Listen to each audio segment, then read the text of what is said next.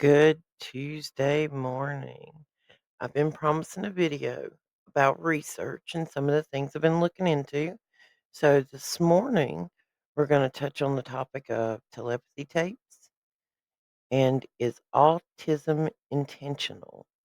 Um, a lot of things about this, you'll hear me speak in code. There's some things we can't say on here because they'll strike the video, but we're going to do the best we can.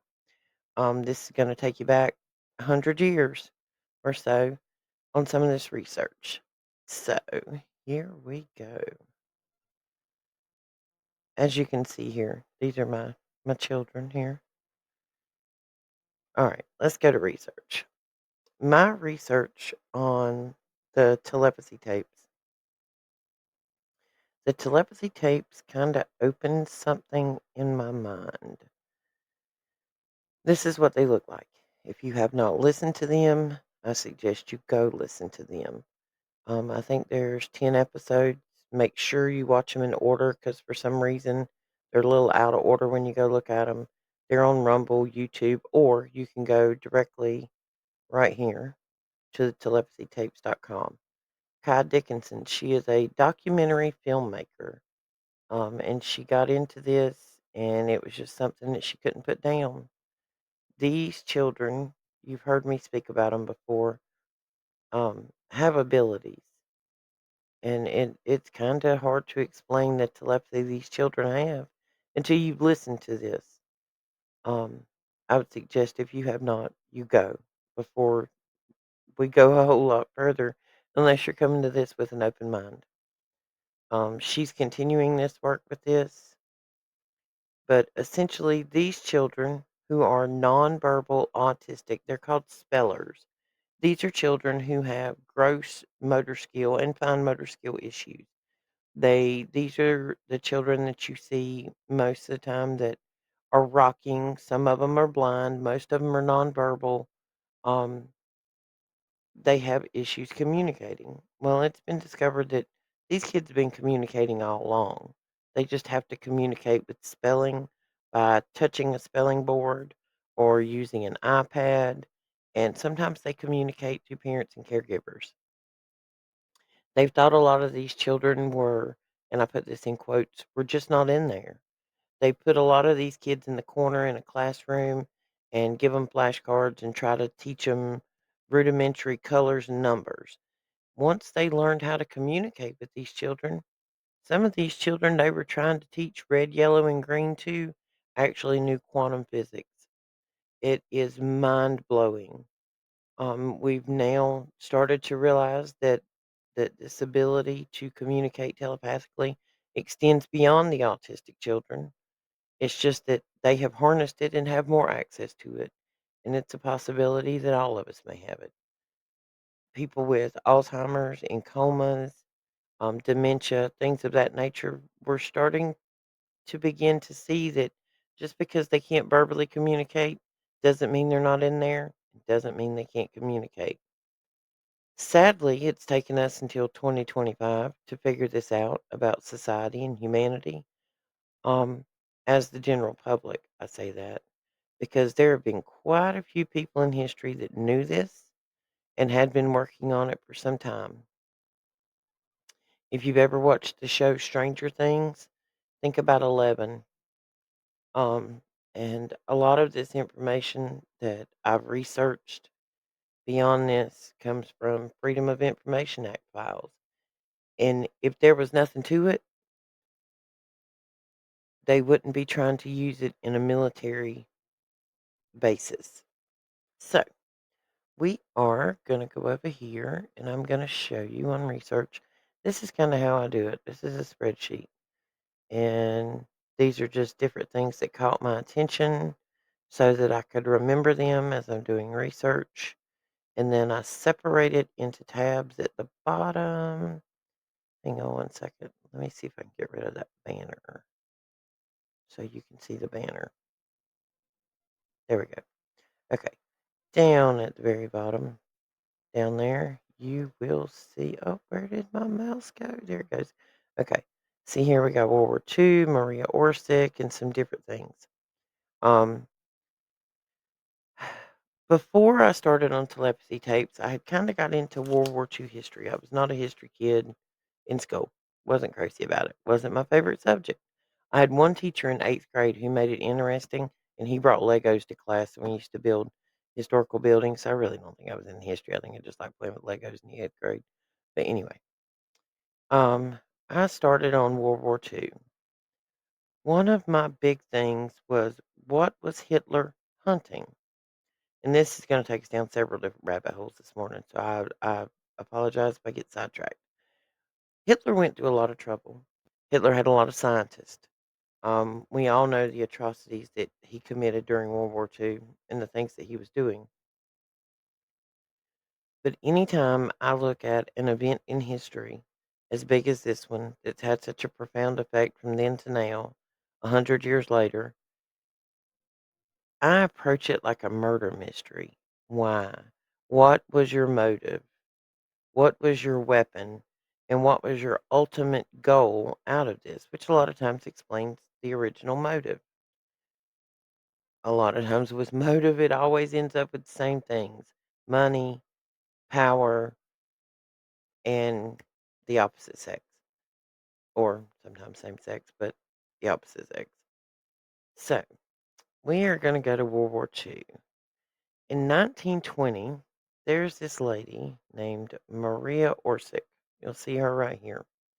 She is part of the Vril Society. Um, these are some of the things it's related to, but she's related to the wonder weapons and anti-gravity craft. She's already around in 1920, and these things are already on her radar. You can go look up the Vril Society, and a lot of these things I'm giving you today are points of research that you can go look up for yourself, get a little more information. Just giving you the path I went down. Well, in 1924, Hitler leaves jail. Hitler had already been jailed in 1924 for quite a few things. In 1925, Hitler published, I'm probably not pronouncing this right, Mein Kampf, which was basically kind of his, what do you call it? Gosh, my brain's going sideways all of a sudden. We'll move on. These are different sections of things that I come across in the timeline of how all of this happens. Let's go to Maria Orsic. In 1917, she runs up on these people. She sets up a meeting in the woods. She had said that she woke up from a dream and had been downloaded this information with instructions and drawings. She didn't know what it was and she didn't know how to read it. So she arranges a meeting in the middle of the forest with these people. I'm not going to try to butcher these names, but you see what their association was. These two are occultists. This one was part of the original 1307 authentic order of the Knights Templar. They are all having relation, as best I can tell, to Golden Dawn, which was a secret Asian society. Their areas of knowledge are Indian and Tibetan uh, ancient knowledge, ancient writing forms, ancient history. The Golden Dawn also has a relationship with the Yellow Hats of Tibet. Well, come to find out, these two documents she had were written in Sumerian text and an ancient Tibetan text. Um, she finds out at that point what it is. In 1919, she awares the Baril and these other societies, the DHBSS, which is the Lords of the Blackstone, that she couldn't read the information she was given and that it had been decoded. And she awares them that she has technical data for a flying craft. Now, we're talking early 1900s. So, Viril means godlike and free energy. The Golden Dawn is associated with Aleister Crowley. who said he was in contact with the Antichrist. He's also related to Freemasons and tarot cards. Let's see. The Thule absorbed the Vril Society. And yes, I know the spelling is horrible, but these notes come about wide open as I'm doing research. Um, the Vril realized eventually that their skills were being used for war, and they disassociate from the SS at one point. So when I find out that he has had an association with her and that this was the information that she had, so at this point we know that Hitler becomes obsessed with this technical data for a flying craft. Let me pull you a picture of what this lady looks like. Let's see. Let's see if we can find one. She's a beautiful lady. You can understand how she might have come about to swaying a few minds of men. There you go. Here's a picture of her. She looked like something out of a. She doesn't even look real in some of the pictures I've seen of her. Beautiful woman. But all of these women in the Burial Society, they didn't cut their hair.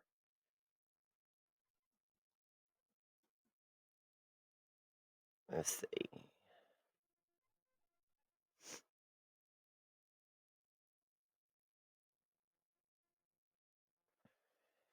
When you just look up the Burial Society, most time you come up with her picture, or you'll come up with some other information about the things that they were into, their beliefs, but you'll see most of these women did not cut their hair. They believe that the hair is just an extension of your body, like your skin, and cutting it or damaging it damages yourself. And it does. So let's go back over here. All right, so he comes in contact with her. He gets excited about this technical craft, and he believes that he can make a craft that can go from one point to the other in quick, fast, in a hurry. There's also a question that the Roswell, New Mexico crash in 1943 was not aliens. Maybe it was a German craft. Well, as you go through World War II, if you go back and look at history, I know we all know about the concentration camps with Hitler. And a lot of focus was put on that at the time. And it's a horrible atrocity of what he done. But there was so much going on that it's hard to explain some of the things that this man was looking for. Hitler had Maria Orsic told him that there were these creatures, subterranean creatures that had blonde hair and blue eyes, and they were called Aryans, and that's who had given her this information for a flying craft. So Hitler goes on the search for Aryans. If he can't find them, he's going to make them. A lot of these concentration camps were lab rat facilities for him. He had all kind of crazy things going on. There was one forest in Poland where he ran out all of the residents and was going to fence it in and basically turn it into a Jurassic Park. Hitler had huge numbers of scientists that worked in his military. He had huge numbers of people that were recording documents that they were confiscating. When Hitler went into a city, the first thing he did was went to the Masonic temples and the churches, and he confiscated all writings, all artwork, all religious artifacts, any records that they had. He had huge places where he was cataloging and having people to go through this to do research to see what they found. So Hitler thought there was something out there that he needed to get a hold of because he was trying to be God, in my opinion. But that's just my opinion. I can't speak for him, wouldn't want to. Some of the things that he was looking for during pre and post World War II was the Holy Grail, the Spear of Destiny, the Ark of the Covenant, and was seeking to get to Antarctica. He sent people to Tibet. He was associated with the Burial Society. This lady, Maria Orsic, supposedly vanished in 1945 without a trace, and she constantly claimed to enter a trance state and communicate with these Aryans. And this is possibly the start of some technocrat stuff. But during World War II, as Hitler is confiscating all of this wealth and art and artifacts and books, um, the war goes on. But at the end of the war, there's this thing called Project Paperclip. These are all of his top scientists um, that they're gonna, persecute for their portion of these human atrocities. In Operation Paperclip, I think it's 1,200 of these scientists were brought back to America to work for our government. That was part of their punishment, we'll say, kind of prisoner of war. But I find that if you take somebody who is so dedicated to their cause that they would do what was done to other humans in these concentration camps and the scientific experiments. And when I say scientific experiments, I don't know that there was anything scientific about it. They would take twin children in different places and harm one to see if the other one failed it.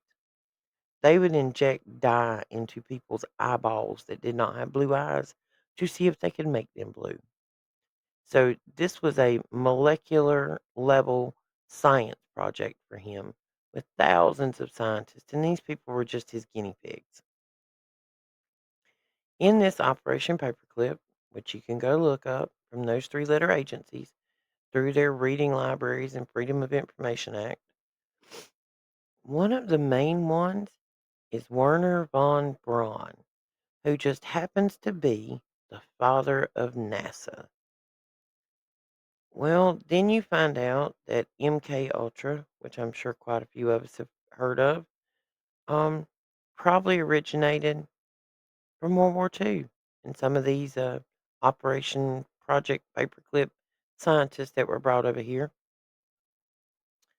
there is name after name after name of operations which lead back to information obtained or learned from World War II.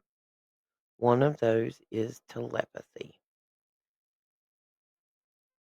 The thing I can find in most of my research that Hitler is trying to come across is how to communicate with these Aryans, like Maria Orsic said she did when she went into a trance, that she was having telepathic communications with these other either on world or off world beings that were giving her this information.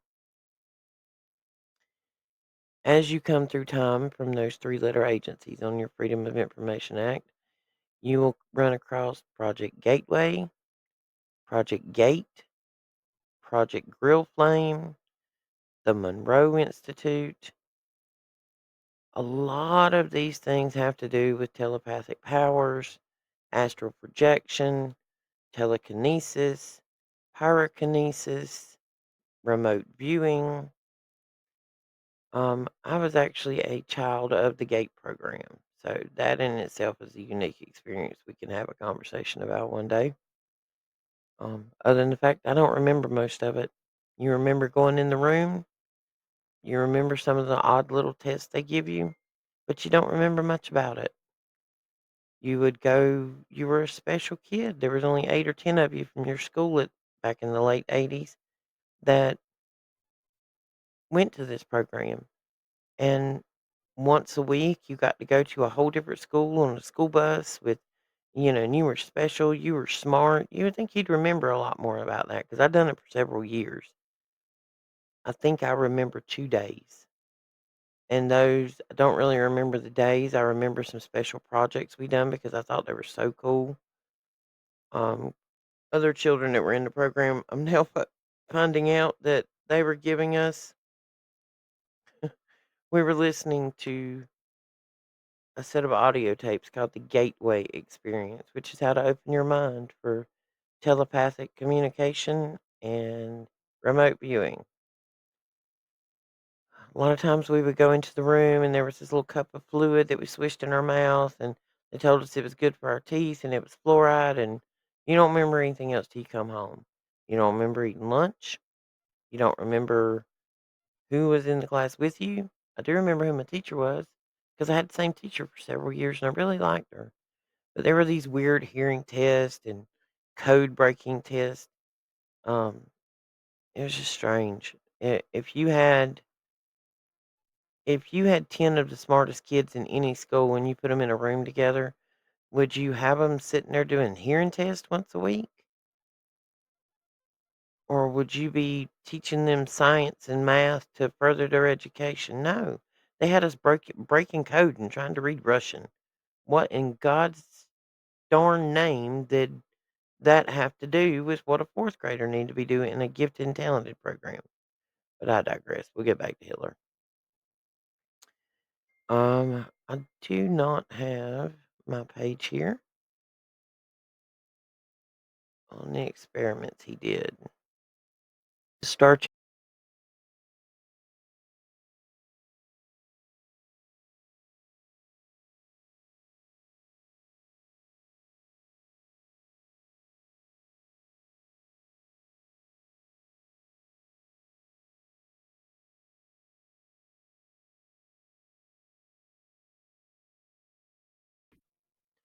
I wanted to start you here and give you an idea of how far down the rabbit hole I fell on this one.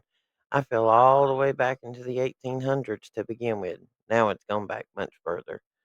I have some issues when I come to research that I don't just trust my first source. I got to go look at 10 because I know humans are greedy, self serving, power hungry animals sometimes, and they will alter information just to keep things secret. Imagine that for power. This all started with my fall down the rabbit hole with the telepathy tapes and learning the abilities of these children. So, somewhere in the course of this, once I listened to this, I'd already been down the Hitler rabbit hole. So then all of a sudden, this connects to World War II and all of these people because I'm pretty sure Hitler was looking for gifted children. Well, some of these scientists that come back from that Operation Paperclip are directly related to Project Paperclip and NASA and many of these other programs. Um, that would take a long time to go through all of them, but there's a lot of them. You have no idea what's going on. They even had a project at Fort Bragg called Men Who Stare at Goats, whom they taught these people to visually stare eye to eye at a goat and cause them to have physical distress or stop their heart. They proved themselves to be correct. They killed some goats. Go look it up. Men who stare at goats. There are some crazy things out there that have been done. But Hitler was hunting this alien Aryan race who was supposed to have been blonde haired and blue eyed and fair skinned and superhuman race of intelligence who had advanced technology, and it all led back to Antarctica, which he was obsessed with getting there. And he actually, by the end of World War II, he had a base in Antarctica. And now I'm not sure if it's prime minister, president, or whatever you call him, of Argentina is releasing documents to show you that no, Hitler did not die in a bunker, that he went to Argentina and possibly survived into the 60s or 70s and gave birth to two daughters. We'll see when those documents come out. I haven't had time to go through them yet. These are just some of all the side notes that I've got of people and all the different things. A lot of this has to do with Antarctica, um, different, like, this is 800 AD over here. Does that tell you how far I went back? I got a little deep on this one. There's writings of Antarctica back in the 1500s that said it was inhabited by men who were 20 feet tall. Um, Casanova had an inner Earth theory with an entrance at the poles. Um, Voltaire believed that the Garden of Eden was in India or Tibet. Johann Herder uh, thought there were people that had survived the flood that were still living in the Kashmir Mountains. I mean, it goes on and on. I go back in historical books and try to find if there's something particular, like Antarctica, I try to go back in history in books that we know exist that actually mentioned these places or things and see what their view or take was on it because they were there and I wasn't, or at least they were a whole lot closer to it than I was. This brings me all the way from possibly back in 800 AD to 1500 forward from that this and World War II was connected because I truly believe not only was Hitler after religious artifacts that he thought held some power, he was after the people who had power within themselves. All of this leads into things like you saw on Stranger Things. Um, we're not going to start the movie, but this is a series that takes you through these parents with their autistic children and how they learn that those kids are communicating and what those kids say. Those kids have a whole different view on the world, on life and death, and it's not that it's different, but you should listen because it's amazing. It'll change your yeah, just listen. And last night in the middle of trying to lay down and go to sleep, this thought crosses my mind because the autism rates have increased significantly since the 1950s. Um, so I looked it up by decade and region. In the 1950s, zero point 0.4 per 1,000. Um, it focused on severe cases of autism. In the 60s, you got zero point 0.5. In the 70s, stayed steady, not a lot of change. In the 80s, you got 7 to 1 per 1,000. All of a sudden in the 90s, you jumped. You went from 1 per 1,000 to 9 per 1,000. Now, they say this is driven by broader diagnostics and testing, and I can see some of that in the variable.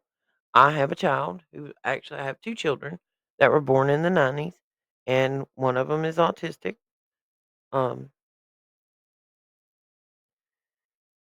it's not always an easy role as a parent to understand what's going on with your child.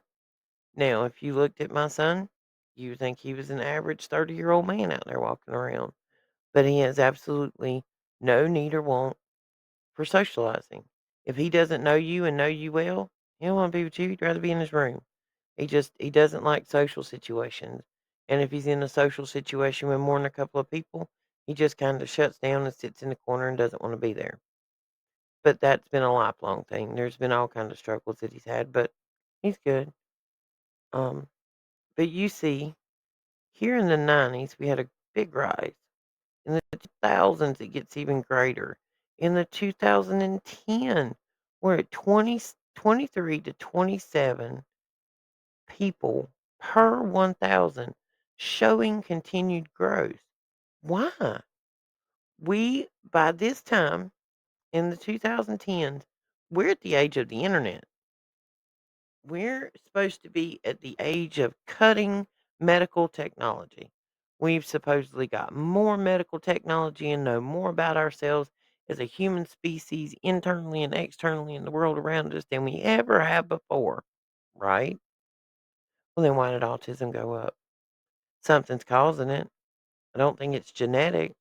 I think it's some type of outside forces. Now, as a mom, I can tell you that I have watched a friend's child go from a 5 or 6-year-old that the only verbal cues that child had was grunting and making dinosaur noises. He now is fine. And it's been about 3 or 4 years, but there was a big change in his circumstances. He went from living with one parent to living with the other. And I'm not blaming it on any parent as far as time or effort put into it. I think it has something to do with diet. If you look into the ingredients on a lot of these quickie foods that children consume, cereal, Pop Tarts, spaghetti and meatballs out of a can, pizza rolls, chicken nuggets, all these frozen, pre-processed foods that these kids get, I think it's a big contributor. There are other factors. Jenny McCarthy speaks on quite a few of them. I don't know how much I can say on here, but we're going to do the best we can without getting banned.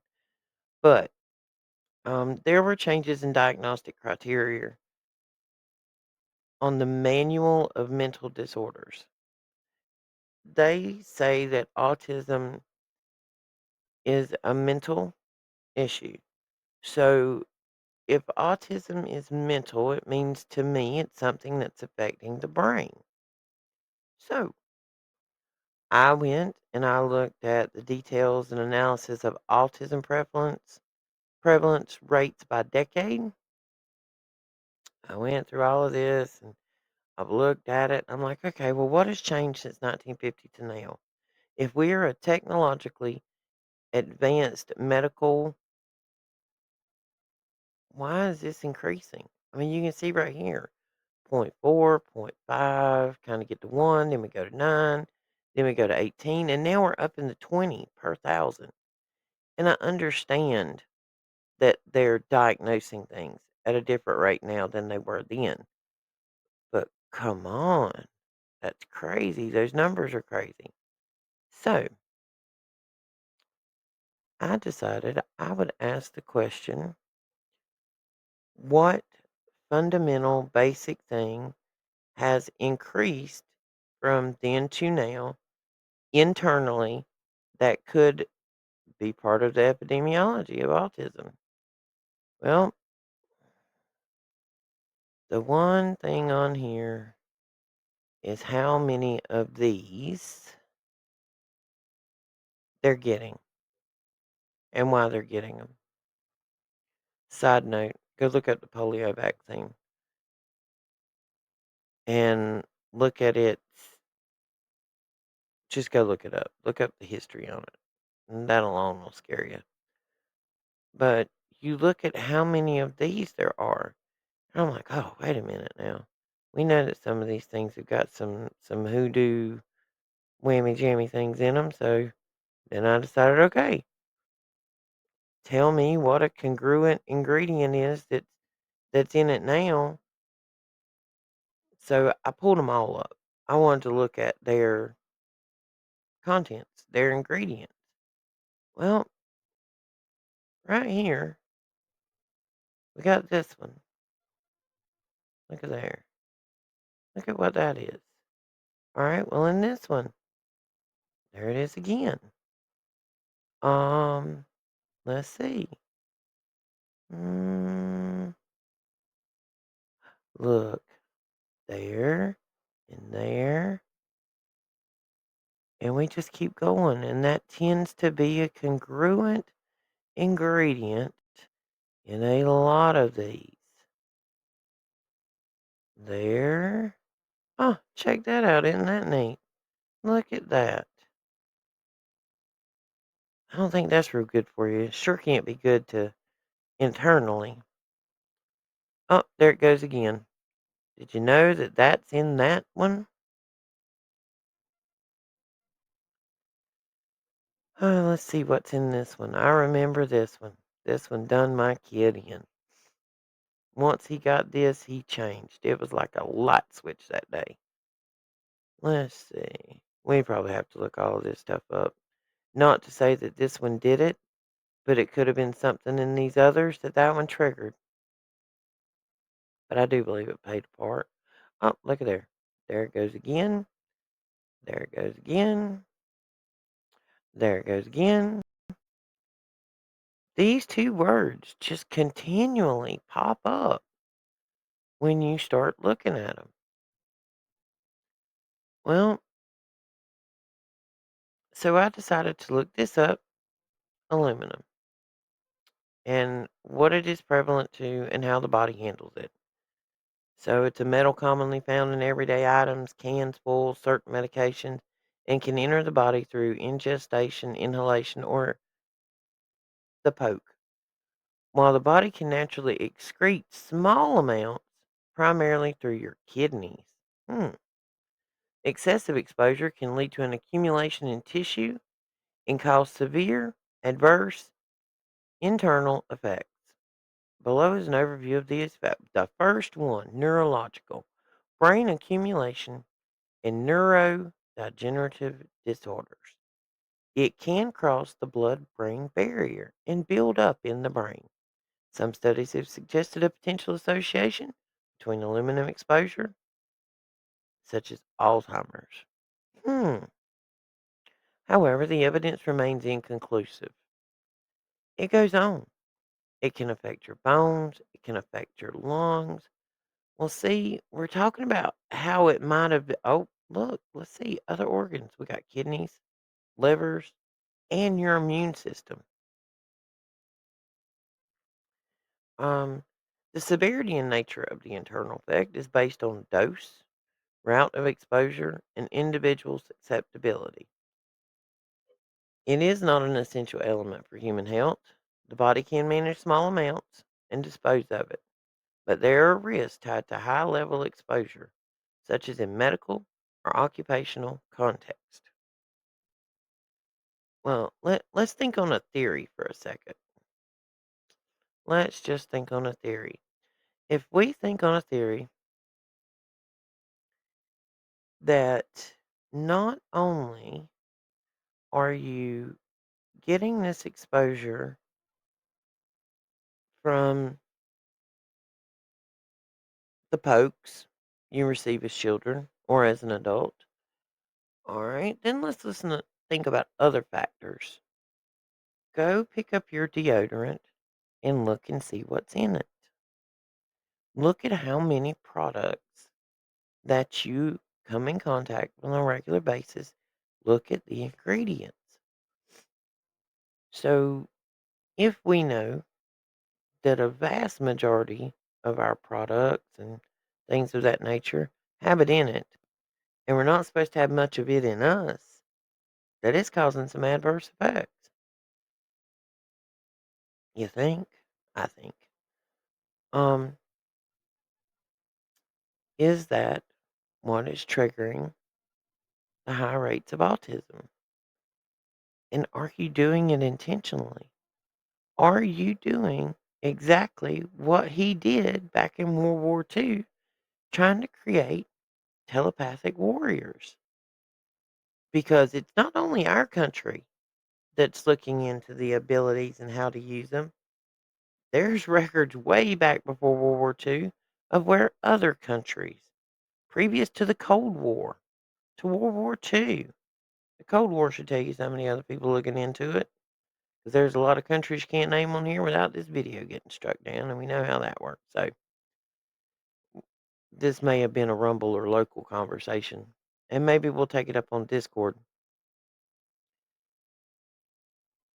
But I've come across quite a few videos lately talking about how a lot of the new recruits and the younger people in the military, a lot of them are considered autistic in one way or another. So, have you been trying to create autistic warriors? Or are you trying to tweak skills possibly in a generation or two? Because I'm now beginning to wonder. I mean, and there's all kind of other things in those pokey things, but that could be used for all sorts of things. But are you trying to make warriors, mind warriors? I suggest everybody go take a listen to the telepathy tapes. Come back. We'll have a conversation about it again. There's some mind blowing information in there. So I'm going to leave you with this. Go do some research. Go look at what's now inside of everybody Do your research, look at the ingredients and see what they do to your body. Look at how you can possibly get those ingredients out of your body. That's where I'm at right now, trying to get it out of my grandbabies. Because it's in there, and your body's only going to get rid of so much of it. So it's got to improve all of those side effects if we get it out. And there's a lot of detox. You need to do a heavy metal detox, is what my research is showing. So we're about to start that at my house, and we'll see how it goes. I'll keep track of it, keep you updated. But just want to stop by and show you some research and how far down the rabbit hole I go. So go take a listen to them all, open your mind. Don't go in with a predeceived conception of, this is just malarkey. No, don't do that. Go in, listen, open your mind. Because this not only talks about those children, there are some equations in there to the animal world. I think it's like episode 4 or 5. Um, Open your mind and listen. Let's have a conversation. I think the world is a much more powerful place than any of us assume it is. And the sooner you realize the power that each of us has, you'll understand what the powers that be are seeking. Have a good afternoon. Enjoy the weather. Hope the sun's shining at your house. See you soon.